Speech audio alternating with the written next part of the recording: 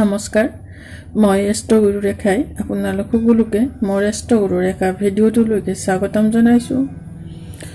2021 মিথুন ৰাশি ব্যক্তিসকলৰ কেনেকুৱা যাব এই বিষয়ে আজি মোৰ ভিডিঅ'টোত সন্নিৱিষ্ট কৰিবলৈকে লৈছোঁ।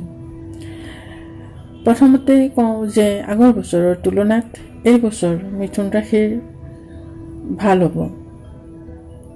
মিথুন ৰাশিৰ যিহেতুকে ৰাশি স্বামী বুধ, গতিকে আপোনালোকৰ বাবে শুভ সময়। আপোনালোকৰ বাবে শুভ ৰং হ'ল গ্ৰীণ, শুভৰত্ন পান্না। যদিহে আপোনালোকৰ কুণ্ডলীত শুক্ৰ ভালে থাকে তেনেহ'লে পান্নাৰ লগতে যদি সম্ভৱ হয় বা পচিবল হয় তেনেহ'লে হীৰা যদি পিন্ধিব পাৰে আপোনালোকৰ বাবে ভাল হ'ব। আপোনালোকৰ বাবে শুভ নম্বৰ 5। আপোনালোকে যিকোনো নতুন কাম আৰম্ভ কৰক বুধবাৰে যিকোনো নতুন কাম যদি আৰম্ভ কৰে তাত সফলতাৰ চান্স বহুত বাঢ়ি যাব। 14, 23 আৰু 5 এই তাৰিখকেইটা আপোনালোকৰ বাবে যথেষ্ট শুভ। তাৰ বিপৰীতে 2, 11 and 20 এই তাৰিখকেইটা আপোনালোকে বিশেষভাৱে এলাৰ্ট থাকক। আপোনালোকে যদি ডিঙিত শ্ৰীযন্ত্ৰ পিন্ধে তেনেহ'লে আপোনালোকৰ বাবে যথেষ্ট শুভ হ'ব। যিহেতু শনিৰ ঢেয়া চলি আছে, গতিকে আপোনালোকৰ কৰ্মৰ ক্ষেত্ৰত 3 দিনৰ কাম এটা হয়তো 13 দিন লাগিব পাৰে। অৰ্থাৎ কৰ্মক্ষেত্ৰত ব্যৱসায় হওক বা যিকোনো কৰ্মৰ ক্ষেত্ৰতে হওক আপোনালোকৰ বিলম্ব হ'ব পাৰে। হয়তো কিছুমান ক্ষেত্ৰত আপোনালোক অসফলো হ'ব পাৰে। তথাপি বছৰটোৰ প্ৰথম 3 মাহ প্ৰগতি দেখা যায় ব্যৱসায়ৰ ক্ষেত্ৰত। বিশেষকৈ আপোনালোকে ব্যৱসায়ৰ বাবে কিছুমান নতুন নতুন ব্ৰাঞ্চ খুলিব পাৰিব।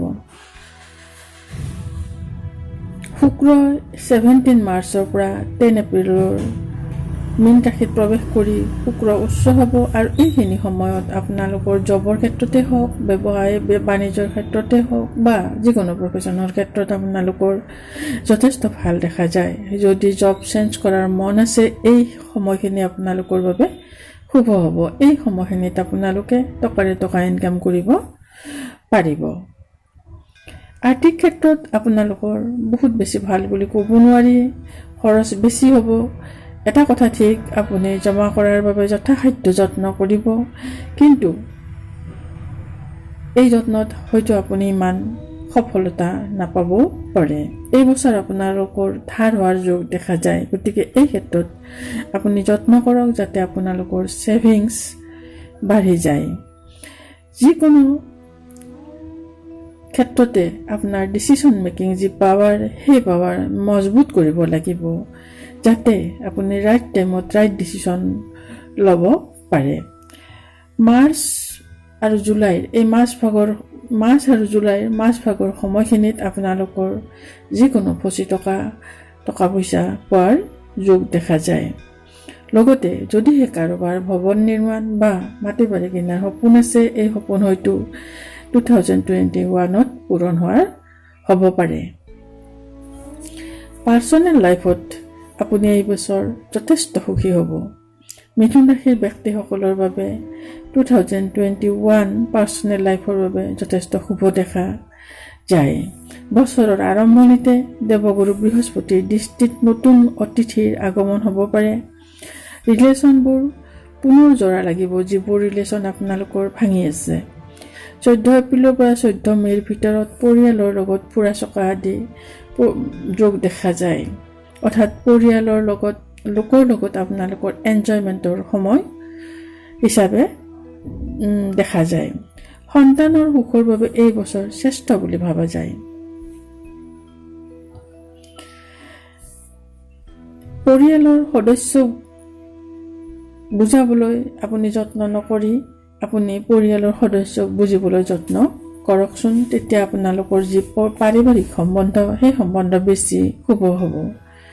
লাভ ৰিলেশ্যন আগবাঢ়ি যাব আৰু মা দেউতাৰ আশীৰ্বাদত বিবাহৰ যোগো এই বছৰ দেখা যায়। গৰ্ভধাৰণৰ বাবে এই বছৰ যথেষ্ট শুভ। মাত্ৰ এটা কথা মনত ৰাখিব, আপোনালোকৰ বাণীয়ে যাতে আপোনালোকৰ সম্বন্ধ নষ্ট নকৰে। সেয়েহে আপোনালোকে নিজৰ বাণীক কথা বতৰাত সাৱধান হওক, বাণীক কণ্ট্ৰল কৰক। স্বাস্থ্যৰ ক্ষেত্ৰত দেখা যায় মজলীয়া ফল, এক্সাৰচাইজ আৰু ব্ৰিথিং এক্সাৰচাইজ অতি জৰুৰী। 23 মে'ৰ পৰা 11 অক্টোবৰলৈকে শনি বক্ৰী থকাৰ বাবে মানসিক অশান্তি, কিছুমান অসুখ আদিৰ যোগ দেখা যায়। বিশেষকৈ হাৰ্ট আৰু হাই ব্লাড প্ৰেছাৰৰ কাৰণে অলপ দিগদাৰী, কেয়াৰফুল থাকিব।